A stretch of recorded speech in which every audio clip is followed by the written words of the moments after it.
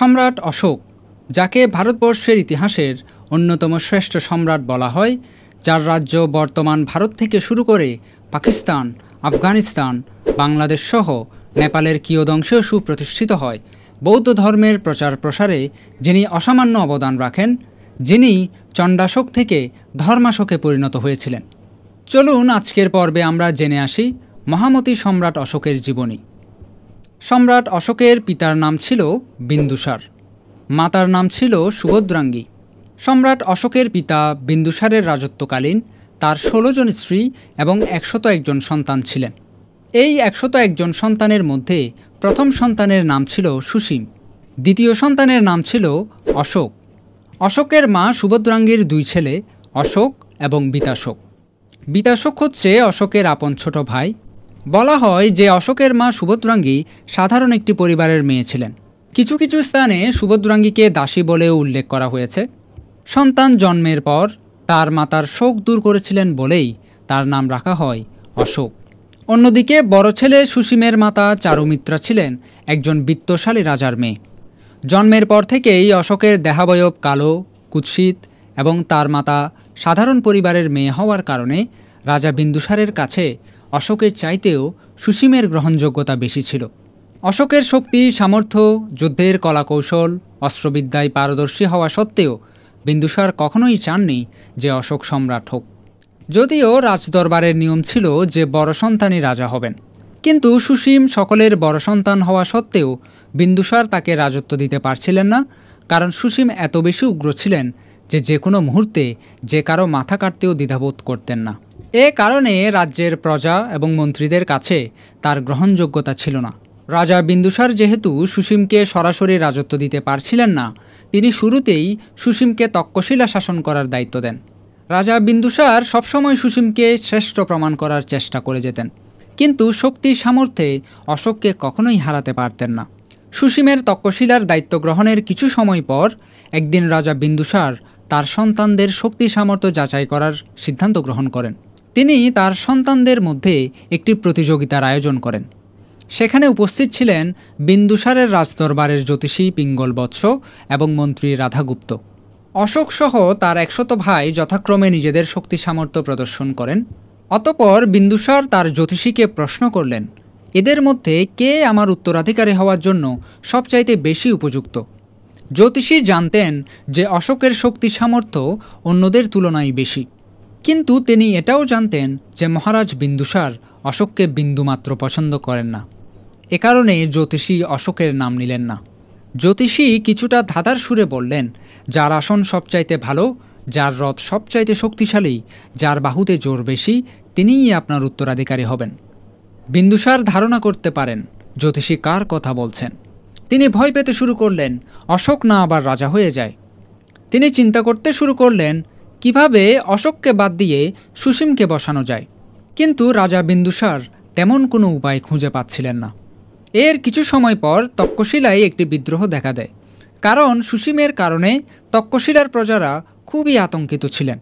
আমরা আগেই বলেছিলাম যে সুসীম খুবই উগ্র প্রকৃতির ছিলেন। সে শাসনের নামে প্রজাদেরকে নির্যাতন নিপীড়ন করতেন। এ কারণে তক্ষশিলার প্রজারা সুসীমের বিরুদ্ধে যুদ্ধ ঘোষণা করে দিলেন।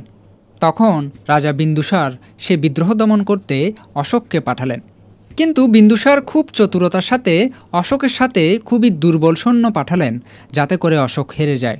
কিন্তু অশোক যখন তক্ষশিলাতে যান এবং তক্ষশিলার প্রজারা যখন দেখেন যে অশোক এই বিদ্রোহ দমনে আসছেন, তারা অশোককে এতটাই পছন্দ করতেন যে তারা সেই বিদ্রোহ থেকে পিছু হটে গেলেন। অতঃপর কোনো প্রকার যুদ্ধবিগ্রহ ছাড়াই পরিস্থিতি আগের মতো শান্ত হয়ে যায়। সে সময় মগধ সাম্রাজ্য 4টি ভাগে বিভক্ত ছিল: তক্ষশিলা, উজ্জয়িনী, তোষলী এবং সুবর্ণগিরি। তক্ষশিলাতে এ জয়ের পরেই 18 বছর বয়সে অশোককে মগধ রাজ্যের একটি জনপদ উজ্জয়িনীর উপরাজপদে অভিষিক্ত করা হয় এবং সুসীমকে পদচ্যুত করা হয়। যদিও বিন্দুসার তখনও চাইত না যে অশোক সম্রাট হোক, কিন্তু বিন্দুসারের মন্ত্রিপরিষদে এমন একজন ব্যক্তি ছিলেন যিনি অশোককে রাজা বানাতে সর্বদা তৎপর ছিলেন। তিনি ছিলেন বিন্দুসারের মন্ত্রী রাধাগুপ্ত। রাধাগুপ্ত সবসময় চাইতেন যে অশোক সম্রাট হোক। কারণ একে তো তিনি অশোকের শক্তি সামর্থ্য সম্পর্কে অবগত ছিলেন এবং পাশাপাশি সুসীমের উগ্র আচরণের প্রতিও তিনি বিরক্ত ছিলেন। এর আগেও সুসীম রাজদরবারের অনেক মন্ত্রীর শিরশ্ছেদ করেছিলেন। এ কারণে সুসীম রাজা হলে রাজ্যের কি বেহাল দশা হতে পারে সেটা রাধাগুপ্ত বুঝতে পেরেছিলেন। মূলত এভাবেই এক প্রকার বিভ্রান্তির মধ্য দিয়েই সব কিছু চলছিল। কিন্তু কিছু সময় পর তক্ষশিলাতে আবারও বিদ্রোহ দেখা দেয়। তখন অশোক উজ্জয়িনীতে অবস্থান করছিলেন। এ কারণে রাজা বিন্দুসার সুসীমকে যেতে বললেন। সুসীম সেই বিদ্রোহ দমনে তক্ষশিলাতে যান। অনেকদিন যাবৎ সেখানে যুদ্ধ চলমান থাকে। যুদ্ধ চলাকালীন হঠাৎ বিন্দুসার অসুস্থ হয়ে পড়লেন।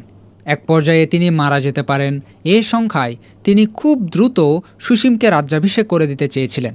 বিন্দুসার তার মন্ত্রী রাধাগুপ্তকে বললেন সুসীমকে যাতে বিদ্রোহ ছেড়ে প্রাসাদে চলে আসার বার্তা পৌঁছে দেওয়া হয় এবং সুসীমের জায়গাতে যাতে অশোককে পাঠানো হয়।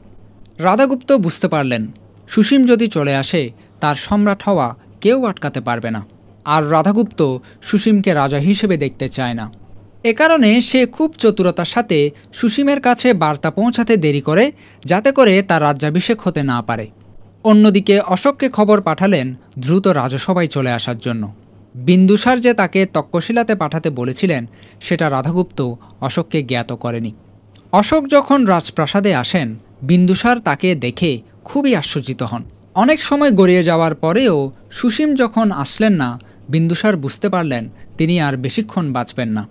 তখন রাধাগুপ্তের পরামর্শে সুসীমের অনুপস্থিতিতে বিন্দুসারের এক প্রকার অনিচ্ছায় তাড়াহুড়ো করে অশোকের রাজ্যাভিষেক করা হয়। যদিও কিছু কিছু গ্রন্থের মধ্যে বিন্দুসারের মৃত্যুর পরপরই অশোকের রাজ্যাভিষেক করা হয়েছে এমনটা উল্লেখ করা হয়েছে। বিন্দুসারের অসুস্থতার পেছনেও রাধাগুপ্তের কোনো হাত আছে কিনা এটাও এক প্রকার প্রশ্নবিদ্ধ। যাই হোক, এভাবেই মূলত সম্রাট অশোক সুসীমের অনুপস্থিতিতে ক্ষমতায় আসেন। সম্রাট হওয়ার পর অশোক খুব দ্রুত রাজ্যের নিয়ন্ত্রণ নিয়ে ফেলেন, কারণ অশোক ভালো করেই জানতেন যে কিছু সময় পর কী হতে যাচ্ছে। এদিকে সুসীম যখন তক্ষশিলা থেকে এসে জানতে পারলেন যে অশোক তার অনুপস্থিতিতে ক্ষমতায় অধিষ্ঠিত হয়েছেন, সুসীম অশোককে মেরে ফেলার জন্য প্রাসাদের দিকে এগিয়ে যান। তখনও রাধাগুপ্ত একটি ষড়যন্ত্র রচনা করেন সুসীমের বিরুদ্ধে। রাধাগুপ্ত সুসীমকে পরামর্শ দেন পূর্ব দিকের দুয়ার দিয়ে আক্রমণ করার জন্য। আবার সেই রাধাগুপ্ত অশোকের সাথে মিলে সেই পূর্ব দিকের দুয়ারের সামনেই একটি গর্ত খুঁড়ে তার মধ্যে জ্বলন্ত কয়লা দিয়ে রাখেন এবং সে কয়লার উপরের অংশ মাটি দিয়ে ঢেকে দেন। সুসীম যখন আক্রমণ করতে আসেন তিনি এই জ্বলন্ত কয়লায় পড়ে মারা যান। পালি মহাবংশ এবং দীপবংশ গ্রন্থের বর্ণনা অনুযায়ী অশোক তার ছোট ভাই বিতাশোককে বাদ দিয়ে বাকি ৯৯ জন ভাইকেও সুসীমের সাথে হত্যা করেছিলেন। যদিও এটার খুব একটা প্রমাণ এখনও পর্যন্ত পাওয়া যায়নি, তবে সুসীমকে যে হত্যা করেছিলেন সেটা সত্য। যাই হোক, অশোক মৌর্য সাম্রাজ্যের সম্রাট হিসেবে অধিষ্ঠিত হলেন, কিন্তু সম্রাট হওয়ার পরেই তার মধ্যে কিছু বিপরীতধর্মী চরিত্রের দেখা মেলে। চীনা পরিব্রাজক হিউয়েনসাং বলেছিলেন বাহির থেকে দেখতে সুন্দর এবং দৃষ্টিনন্দন, কিন্তু ভিতরে ভয়ানক অত্যাচারের জন্য তিনি রাজধানীর পাটলিপুত্রে একটি কারাগার নির্মাণ করেন। ভয়াবহতার জন্য একে অশোকের নরক বলা হতো। অত্যাচার করার জন্য এ প্রাসাদে গিরিক নামের একজন জল্লাদ নিয়োগ দেওয়া হয়েছিল।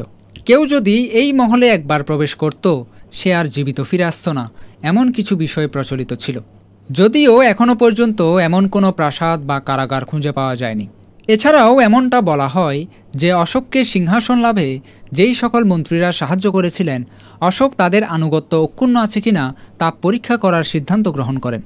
তিনি মন্ত্রীদের সাম্রাজ্যের সকল ফলজ এবং সপুষ্পক বৃক্ষ কেটে ফেলার আদেশ দিলেন, কিন্তু মন্ত্রীরা এমন নির্বোধের মতো কাজ করতে অস্বীকৃতি জানান। এতে করে সম্রাট অশোক ৫০০ মন্ত্রীর শিরশ্ছেদ করেছিলেন বলে জানা যায়। সম্রাট অশোক তার ভাইকে হত্যাসহ এরকম অনেক ঘটনার কারণে তাকে সবাই চণ্ডাশোক নামে ডাকতে শুরু করে। তার মধ্যে এত বেশি রাজ্য বিস্তারের নেশা চেপে যায় সে ভারতবর্ষের দক্ষিণাত্যের কিছু অংশ ছাড়া প্রায় সমস্ত অঞ্চল জয় করে ফেলেন। ভারতবর্ষের ইতিহাসে এত বড় সাম্রাজ্য জয় করার ইতিহাস অন্য কোনো সম্রাটের ছিল না। কিন্তু এত রাজ্য জয় করার পরেও অশোকের মন ভরে না। অশোক তার রাজত্বকালের ৮ বছর পরেও যেই রাজ্যটি দখলে আনতে পারেননি সেটি ছিল কলিঙ্গ রাজ্য, যেটি বর্তমান ভারতের উড়িষ্যার কর্ণাটকে অবস্থিত। চন্দ্রগুপ্ত মৌর্য থেকে শুরু করে বিন্দুসার পর্যন্ত অনেকেই এই রাজ্যটি জয় করার চেষ্টা করেছিলেন, কিন্তু তারা ব্যর্থ হন। কারণ সে সময় কলিঙ্গ ছিল একটি স্বাধীন রাজ্য। তাদের নিজস্ব মন্ত্রিপরিষদ থেকে শুরু করে নেভি এবং শক্তিশালী সৈনিক বিদ্যমান ছিল। এ কারণে কলিঙ্গ জয় করাটা এতটাও সহজ ছিল না। কিন্তু অশোকের কাছে এ কলিঙ্গ জয় করাটা অত্যাবশ্যক হয়ে পড়ে। তার কারণ হচ্ছে এ কলিঙ্গ ছিল মূলত কোস্টাল এরিয়াতে। কোস্টাল এরিয়া বলতে বোঝায় রাজ্যটি সমুদ্রের কিনারায় অবস্থিত ছিল। এ কারণে সমুদ্র বন্দর তাদের দখলে ছিল। এদিকে যাতায়াত থেকে শুরু করে ব্যবসা বাণিজ্যের সুবিধার জন্য সমুদ্র বন্দর ব্যবহার করা অশোকের নিকট অত্যাবশ্যক ছিল। যেহেতু সেটা কলিঙ্গের অধীনে ছিল, সে কারণে সেটা স্বাধীনভাবে ব্যবহার করাটা অশোকের জন্য খুবই কষ্টকর ছিল। এ কারণে সে কলিঙ্গ আক্রমণ করার সিদ্ধান্ত নেয়। কিছু কিছু জায়গাতে এটা বলা হয়েছে যে আক্রমণের পূর্বে অশোক কলিঙ্গের রাজাকে চিঠি পাঠিয়েছিলেন তাদের বশ্যতা স্বীকার করার জন্য, কিন্তু তারা অশোকের সেই প্রস্তাব নাকচ করে দেয়। অতঃপর 261 খ্রিস্টপূর্বাব্দে সম্রাট কলিঙ্গ আক্রমণে রওনা হন। পৃথিবীর ইতিহাসের অন্যতম ভয়াবহ যুদ্ধ ছিল এটি। এত ভয়াবহতার কারণ হিসেবে যেটা বলা যায়, যেহেতু কলিঙ্গ নিজেই একটা স্বাধীন রাজ্য ছিল, আবার তাদের শক্তিশালী সৈনিকও বিদ্যমান ছিল, সেক্ষেত্রে যুদ্ধের যে কোনো মুহূর্তে আত্মসমর্পণের কোনো প্রশ্নই আসে না। অর্থাৎ পরিস্থিতি এমন ছিল, যে ব্যক্তি শেষ পর্যন্ত বেঁচে থাকবে সেই এই রাজ্য দখল করবে। এ কারণে এই যুদ্ধে শেষ পর্যন্ত 1 লক্ষেরও অধিক মানুষ মারা যান এবং 1.5 লক্ষেরও অধিক মানুষ গৃহহীন হন। এত বেশি রক্তপাত হয়েছিল সেই যুদ্ধে যে রক্তের কারণে নদী এবং পুকুরের পানিও লাল হয়ে গিয়েছিল। রক্তে ভিজে শক্ত মাটিও কাদায় পরিণত হয়েছিল। স্বজনহারাদের কান্নায় আকাশ বাতাস ভারী হয়ে উঠেছিল। জয়লাভের পর যুদ্ধবিধ্বস্ত রাজ্যে যখন অশোক বের হলেন, তিনি অনুধাবন করলেন এই যুদ্ধ অন্য সকল যুদ্ধের মতো ছিল না। চারদিকে শুধু হাহাকার ছিল। অনেক স্বজনহারা মা তার সন্তানের প্রাণ ভিক্ষা চাইলেন। অনেক মানুষ তাদের গৃহ হারালেন। অনেকেই সম্রাট অশোককে তার সামনেই অভিশাপ দিতে লাগলেন। এসব দেখে সম্রাট অশোকের মনে অনুশোচনার সৃষ্টি হয়। তিনি সেখান থেকে তার রাজপ্রাসাদে ফিরে গেলেন। রাজপ্রাসাদে ঢোকার আগেই নিগ্রোধ নামের এক শ্রামণের সাথে তার দেখা হয়। তিনি ওই শ্রামণকে রাজপ্রাসাদে আসতে বলেন। এই নিগ্রোধ শ্রামণ ছিলেন মূলত অশোকের বড় ভাই সুসীমের পুত্র। নিগ্রোধ শ্রামণ সম্রাট অশোকের মন শান্ত করার জন্য দেশনা করে ধম্মপদের এই কাতাটি ভাষণ করেছিলেন।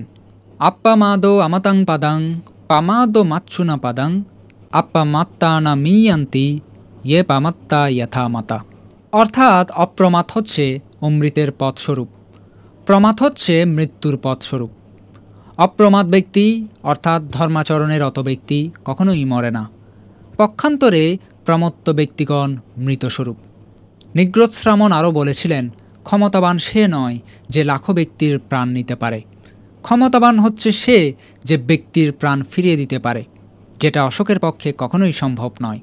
নিগ্রোধের পিতাকে অশোক হত্যা করা সত্ত্বেও অশোক যখন দেখলেন তার পিতার হত্যাকারীর প্রতি তার পুত্রের কোনোরূপ ক্রোধ উৎপন্ন হচ্ছে না, ধীরে ধীরে সম্রাট অশোকের মনে পরিবর্তন আসতে শুরু করে। তিনি বুঝতে পারলেন ক্রোধের চাইতেও বড় শক্তি হচ্ছে মৈত্রী। এরপর থেকে অশোক নিয়মিত 60,000 ভিক্ষুদেরকে পিণ্ডদান করতেন এবং তাদের কাছ থেকে তিনি ধর্মদেশনা শুনতেন। এভাবেই মূলত অশোক ধীরে ধীরে ভিক্ষুদের সংস্পর্শে আসতে থাকেন এবং বৌদ্ধ ধর্ম সম্পর্কে জানতে শুরু করেন। সম্রাট অশোকের রাজকীয় পৃষ্ঠপোষকতায় বৌদ্ধ ধর্ম ভারতবর্ষে ব্যাপক প্রচার প্রসার লাভ করে। তিনি নিয়মিত ভিক্ষুদেরকে আহার্য এবং প্রয়োজনীয় দ্রব্যাদি দান করতেন। এ কারণে সে সময় বৌদ্ধ ভিক্ষুদের লাভ সৎকার বেড়ে যায় এবং তারা বিশেষ মর্যাদার অধিকারী হন। ফলে অন্যান্য ধর্মের তীর্থিক বা সন্ন্যাসীগণ লাভ সৎকারের আশায় মস্তক মুন্ডন এবং পাত্রচিবর ধারণ করে ভিক্ষু বলে পরিচয় দিতে থাকেন। তারা অসৎ উপায় অবলম্বন করে বিহার দখল করে বসবাস করতে থাকেন এবং ধর্মকে অধর্ম এবং অধর্মকে ধর্ম বলে প্রচার করতে থাকেন। এছাড়া যেখানে সেখানে ছদ্মবেশী ভিক্ষুরা গিয়ে উৎপাত করতে থাকেন। তাদের বিনয় বহির্ভূত আচরণে বিনয়ী ভিক্ষুরা কোণঠাসা হয়ে পড়েন। ফলে সংঘের মধ্যে অরাজকতা দেখা দেয়। এছাড়া সে সময় বৌদ্ধ সংঘ প্রায় 18টি নিকায়ে বিভক্ত হয়ে পড়ে। তারা প্রত্যেকেই নিজেদের মতবাদকে বুদ্ধের প্রকৃত মতবাদের অনুসারী বলে দাবি করতে থাকেন। ফলে কোনটি আসলে বুদ্ধের প্রকৃত মতবাদ তা নির্ণয় করা কষ্টকর হয়ে দাঁড়ায়। এছাড়া প্রকৃত বিনয়ী ভিক্ষুরা ছদ্মবেশী অভিনয়ী ভিক্ষুদের সাথে উপসদ, প্রবারণা এবং প্রাতিমুখ্য আবৃত্তিসহ প্রভৃতি ধর্মীয় আচার অনুষ্ঠান সম্পাদন করতে অস্বীকৃতি জানালে পাটলিপুত্র নগরের বিভিন্ন ধর্মানুষ্ঠান দীর্ঘদিন ধরে বন্ধ থাকে। তখন অধার্মিক ভিক্ষুরা চক্রান্ত করে সম্রাট অশোকের নিকট হতে উপোসৎ করবার জন্য আদেশ জারি করালেন। তাতেও ধার্মিক ভিক্ষুরা উপোসৎ পালন করতে রাজি হলেন না। ফলে অনভিজ্ঞ এক মন্ত্রীর আদেশে বহু ধার্মিক ভিক্ষুকে হত্যা করা হয়। সম্রাট অশোক এ খবর জ্ঞাত হয়ে খুবই মর্মাহত হলেন। তিনি মনে মনে ভাবলেন, তার এই উদাসীনতার কারণে অনেক ভিক্ষুর প্রাণ সংহার হলো।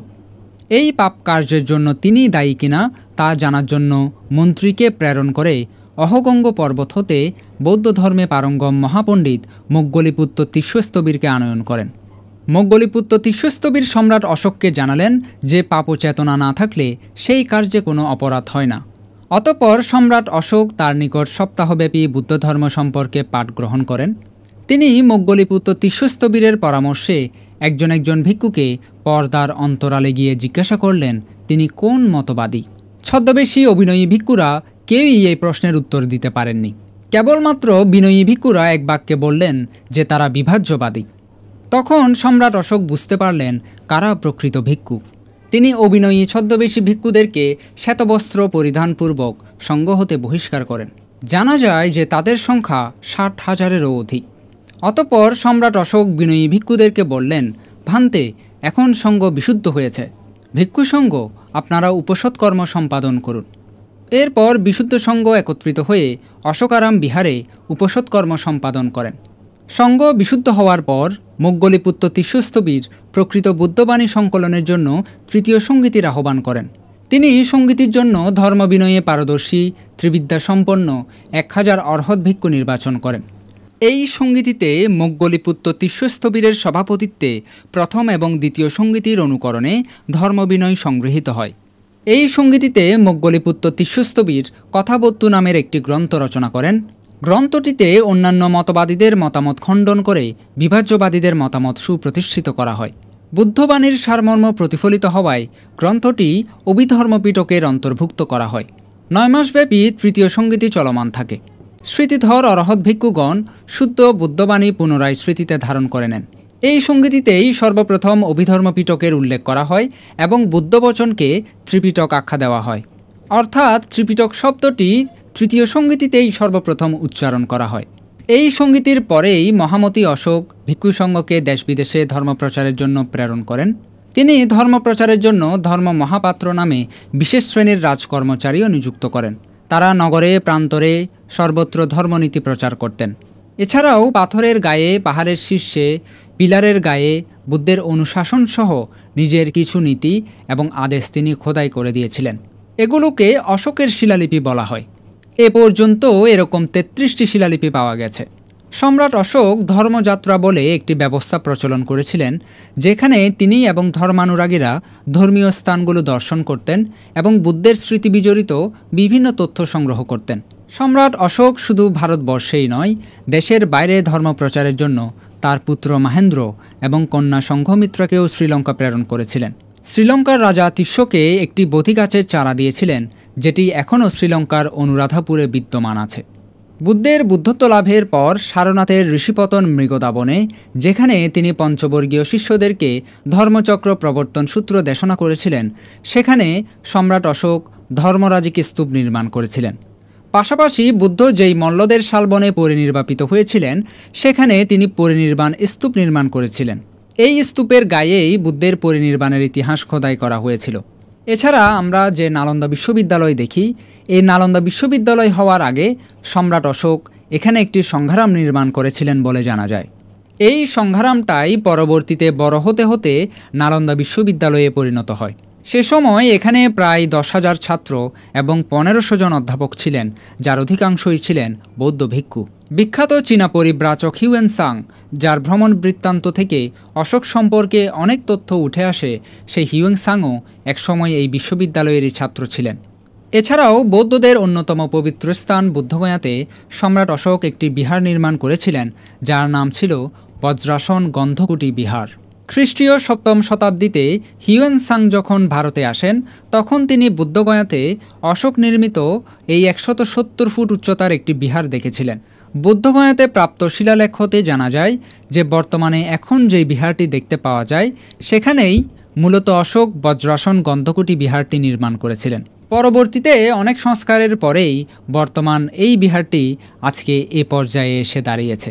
এছাড়া ভগবান বুদ্ধের মহাপরিনির্বাণের পর বুদ্ধের অস্থিকে ৮ ভাগে ভাগ করে ৮টি স্তূপে সংরক্ষিত করা হয়েছিল। সম্রাট অশোক বুদ্ধের সময়কালীন নির্মিত হওয়া সেই ৮টি স্তূপের মধ্যে ৭টি স্তূপে যান এবং সেখান থেকে বুদ্ধের অস্থিগুলো বের করে আনেন। বাকি একটি স্তূপ থেকে কেন বের করে আনতে পারেননি সেটা আমরা একটু পরেই জানতে পারব। এই ৭টি স্তূপ থেকে পাওয়া অস্থিকে সম্রাট অশোক ৮৪,০০০ ভাগে বিভক্ত করেন। এই ৮৪,০০০ ভাগের জন্য তিনি ৮৪,০০০ স্তূপ নির্মাণ করেন এবং সেগুলোকে রাজ্যের বিভিন্ন স্থানে তিনি স্থাপন করেন।